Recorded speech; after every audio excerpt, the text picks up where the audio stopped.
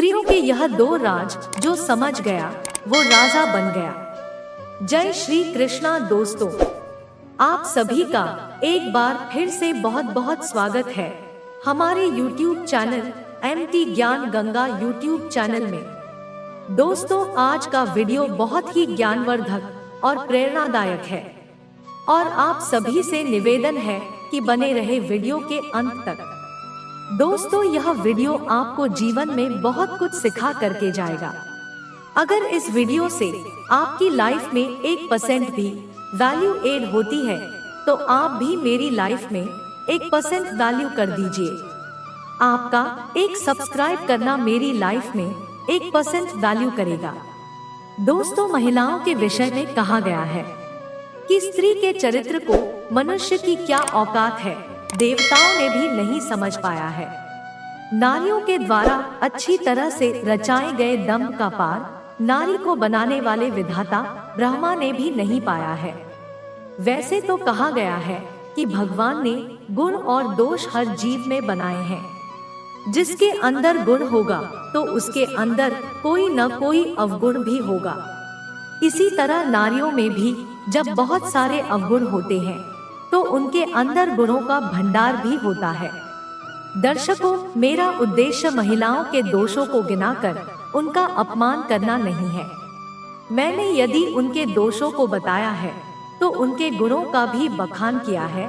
मैं पहले भी बता चुकी हूँ कि व्यक्ति कोई बुरा नहीं होता, उसके अंदर पाए जाने वाले गुण दोष ही उसे अच्छा बुरा बनाते हैं। मैं तो सिर्फ उन कर्मों का वर्णन कर रही हूँ जो आदमी को अच्छा या बुरा बना देते हैं। नारियों के विषय में कहा गया है कि उनके अंदर कुछ विशेष खूबियां होती हैं जिनको समझना बड़ा ही मुश्किल है और वह खूबियां प्रत्येक नारी में नहीं होती। हजारों लाखों में कोई कोई होती है जिनके अंदर कुछ विशेष बातें होती हैं। उन्हें आप चाहे गुण समझ लीजिए या अवगुण। जैसे महान नीतिकार आचार्य चाणक्य ने कहा है कि स्त्रियों में 8 दोष हर समय पाए जाते हैं: झूठ बोलना, साहसी, कपटी, मूर्ख, लोभी, अपवित्र, निर्दयी और नारी का नारी पर मोहित न होना। यह 8 अवगुण नारियों में हर समय रहते हैं। वो अलग बात है कि विवेकशील नारी अपनी बुद्धि बल का प्रयोग करके इन दोषों को प्रयोग में नहीं लाती है। दूसरी बात, यह दोष समय और परिस्थिति के हिसाब से ही बाहर निकलते हैं। मित्रों, इनके अतिरिक्त मैं आपको कुछ विशेष बातें बताऊंगी जो अक्सर कुछ नारियों में पाई जाती है। आइए उन बातों को समझते हैं इस कहानी के माध्यम से। बात कुछ पुरानी है। अयोध्या में एक महाशान नाम का राजा हुआ था जो अपने नगर की, अपनी प्रजा की रक्षा इस कदर करता था जैसे नगरी की रक्षा उसकी चारदीवारियां करती है। राजा महाशान की नगरी में एक बड़ा ही धनी व्यापारी रहता था जिसका नाम था रतन दत्त। रतन दत्त अपने समस्त बड़े समाज का नायक था। सारे व्यापारी उससे पूछकर ही काम करते थे। एक दिन रतन दत्त के घर में एक रत्नवती नाम की सुंदर कन्या ने जन्म लिया। रतनवती धीरे धीरे बड़ी होने लगी। जैसे जैसे वो बड़ी होती गई वैसे वैसे उसकी सुंदरता और भी निखर दी गई। जब वह पूरी तरह तरुण हो गई, विवाह के योग हो गई, तब जो कोई उसे देखता था वो उससे विवाह करने के लिए लालायित हो जाता था। एक से एक सुंदर युवक उससे विवाह करने के लिए उसके पास आने लगे, जिसमें व्यापारी समुदाय के लोग भी थे और क्षत्रिय राजाओं के राजकुमार भी थे।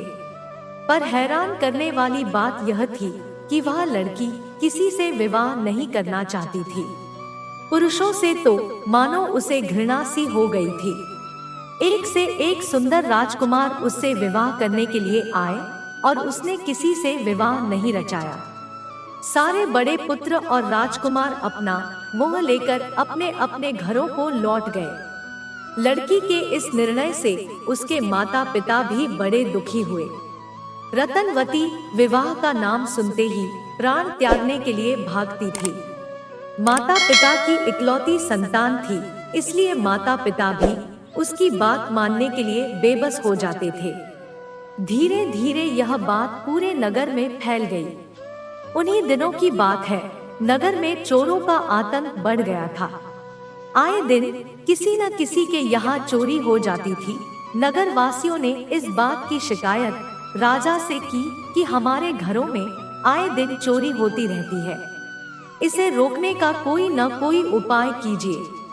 प्रवासियों को दुखी देखकर राजा ने अपने कुछ पहरेदारों को चोरों को छिपकर पकड़ने के लिए कहा, पर मित्रों, पहरेदारों ने चोरों को पकड़ने का भरसक प्रयास किया, किंतु वे चोरों को नहीं पकड़ पाए। परेशान होकर राजा ने खुद चोरों को पकड़ने का निश्चय किया और एक रात राजा चोरों को पकड़ने के लिए निकल पड़ा। रात में तलवार लेकर राजा नगर की गलियों में भ्रमण कर रहा था। चलते चलते एक जगह उन्होंने देखा कि एक आदमी एक मकान की 4 दीवारी से छलांग लगा रहा है। राजा ने समझ लिया कि यही वह चोर है जो रात्रि में लोगों के घरों में चोरी करता है। राजा साहब उसके पास गए तो चोर ने पूछा कि हे भाई, आप कौन हो? राजा ने कहा कि देखो भाई, मैं भी एक चोर हूँ और आप भी एक चोर। चोर चोर मौसरे भाई। तब वह चोर राजा से कहता है, मित्र, यदि तुम चोर हो तब तो तुम हमारे मेहमान हो। चलो मेरे घर चलो, मैं तुम्हारा आतिथ्य सत्कार करूंगा। दोस्तों, राजा साहब उस चोर के साथ उसके घर चले गए। वह चोर जंगल में एक गुफा बनाकर रहता था। उस गुफा में एक तहखाना था। चोरी करके चोरी का सारा धन उसी तहखाने में रख देता था। राजा चोर की उस गुफा में जाकर उसके तहखाने की पूरी जानकारी कर लेते हैं। कुछ देर वहां ठहरने के बाद जब वो सो गया तो राजा साहब चुपके से उसकी गुफा से निकल आए और बाद में अपनी सेना की एक टुकड़ी ले जाकर उस चोर को चारों ओर से घेर लिया। उसे पकड़ कर ले आए, उसे सूली पर चढ़ाने का आदेश दे दिया। राजा के सिपाही उस चोर को मारने के लिए ले जाने लगे।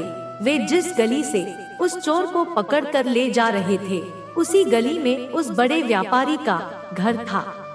व्यापारी की पुत्री रतनवती अपनी छत पर खड़ी हुई उस चोर को बड़े ध्यान से देख रही थी। जिस मुश्किल से राजा के सिपाही उस चोर को लेकर जा रहे थे, वह चोर घायल था। उसके अंग धूल से सने हुए थे। चोर को देखकर रतनवती उस पर मुक्त हो गई। उसे उस चोर से प्रेम हो गया। उसने अपने पिता से जाकर सारी बात बताई कि पिताजी, अभी अभी राजा के सैनिक जिस चोर को मारने के लिए ले जा रहे थे, मुझे उससे प्रेम हो गया है। मैंने मन ही मन उसे अपना पति मान लिया है। आप राजा से कहकर उसकी सूली माफ करवा दीजिए, नहीं तो मैं अपने प्राण त्याग दूंगी। दोस्तों, बेटी की बात सुनकर व्यापारी को बड़ा आश्चर्य हुआ। उसने अपनी पुत्री से कहा, बेटी, यह तुम क्या कह रही हो? तुमने तो उन राजाओं को भी ठुकरा दिया जो जेवरात तुमसे विवाह करने की इच्छुक थे। उन्हें छोड़कर और तुम एक चोर को अपना पति बनाने की बात कह रही हो, जिसकी जिंदगी का कोई भरोसा नहीं है। 1 घंटे के बाद जिसे सूली पर चढ़ा दिया जाएगा। दर्शकों, उस व्यापारी ने अपनी बेटी को बहुत समझाने का प्रयास किया, परंतु रतनवती ने अपनी जिद नहीं छोड़ी। उसने साफ कह दिया कि उस चोर की मृत्यु के साथ ही वो भी अपने प्राण त्याग देगी। बेटी की जिद के आगे हार कर वो व्यापारी राजा के पास भागा गया और बोला, महाराज, आप मेरा सारा धन मान ले लीजिए, लेकिन उस चोर को दिया जाने वाला मृत्युदंड माफ कर दीजिए। राजा ने भी उस व्यापारी से कह दिया कि इस चोर के बदले में आप चाहे मुझे 1 करोड़ सोने की मुद्राएं दो, तो भी मैं इसे नहीं छोड़ूंगा। निराश होकर व्यापारी अपने घर लौट आया। फिर से बेटी को समझाने का प्रयास किया, लेकिन वह जिद्दी नहीं मानी। उसने भी चोर के साथ मरने का निश्चय कर लिया था। वो स्नान करके सारे श्रृंगार को बनाकर पालकी में बैठकर सती होने के लिए उसी जगह चली गई। जहां अपराधियों को सूली पर चढ़ाया जाता था। पीछे पीछे उसके माता पिता भी रोते बिलखते वहीं पहुंच गए। इसी दौरान जल्लादों ने उस चोर को सूली पर चढ़ा दिया। सूली पर टंगा हुआ वह चोर छटपटा रहा था। तभी उसने देखा कि रतनवती अपने परिवार वालों के साथ रोती बिलखती उसी स्थान पर आ पहुंची। उस चोर को पता चला कि रतनवती ने उसे अपना पति मान लिया है। यह सुनकर वह चोर थोड़ी देर तो रोता रहा, लेकिन अचानक से खिलखिलाकर हंस पड़ा और हंसते हंसते उसने अपने प्राणों को छोड़ दिया। रतनवती ने उसके मृतक शरीर को सूली से उतरवाया और शमशान में ले जाकर उसकी चिता तैयार की और उसी के साथ जलकर मरने के लिए चिता पर बैठ गई। चोर के प्रति रतनवती का ऐसा प्रेम और त्याग देखकर भगवान महादेव कैलाश छोड़कर आदर्श रूप से उस शमशान भूमि में आ गए और आकाशवाणी करते हुए बोले, हे पतिवर्ती, तुमने इस मरे हुए पति के प्रति जो भक्ति दिखाई है उससे मैं बड़ा प्रसन्न हूँ। तुम मुझसे मन में आए वो वर मांग लो। मित्रों, आकाशवाणी सुनकर रतनवती ने भगवान महादेव को प्रणाम करते हुए कहा, हे देव, आप मुझे वर देना चाहते हो तो मुझे यह वरदान दो कि मेरे पिता के घर में 7 पुत्रों का जन्म हो। मैं अपने पिता की इकलौती संतान हूँ। मेरे मरने पर मेरे माता पिता जीवित नहीं रह पाएंगे। भगवान महादेव ने कहा, पुत्री जाओ, ऐसा ही होगा। उन्होंने दूसरा वर मांगने को कहा। तब रतनवती ने कहा, हे भगवान, मैं दूसरा वर मांगती हूँ कि मेरा पति जीवित हो जाए और उसकी बुद्धि धर्म कर्म में लग जाए। भगवान ने कहा, जाओ, ऐसा ही होगा। इतना कहते ही वह चोर जीवित हो उठा। यह देखकर रत्नवती और उसके माता पिता प्रसन्न हो उठे। व्यापारी अपनी बेटी और दामाद को अपने घर बुला लाया। भगवान के वरदान के अनुसार व्यापारी के घर में 7 पुत्रों ने जन्म लिया। व्यापारी ने राजा सहित पूरे नगर को ब्रह्मा भोज कराया। राजा ने जब यह अद्भुत चमत्कार सुना तो उसने उस चोर को अपना सेनापति बना लिया। उस चोर ने भी अपनी सारी बुरी बर्तियों को छोड़ दिया और उस व्यापारी की पुत्री से विवाह करके आनंद के साथ रहने लगा। दर्शक बंधुओं, अब यहाँ पर एक बात समझ में नहीं आई। जब उस चोर को सूली पर चढ़ाया गया था तो वह पहले तो खूब रोया, फिर खिलखिलाकर हंस पड़ा। उसके हंसने का रहस्य क्या था? दोस्तों, उसका रहस्य था कि वह पहले इसलिए रोया कि जो व्यापारी अचानक उसका बंधु बना था वो उसके के ऋण से उऋण नहीं हो पाया, और हंसा इसलिए कि जिस कन्या ने एक से एक धनी व्यापारी राजा महाराजाओं को ठुकरा दिया, उनसे विवाह नहीं किया, उस कन्या ने चोर को अपना पति चुना, वह भी उस समय जब उसे सूली पर चढ़ाने के लिए सिपाही लोग ले जा रहे थे। सच है दोस्तों, स्त्री का चित्त बड़ा विचित्र होता है, उसको समझना बड़ा कठिन है।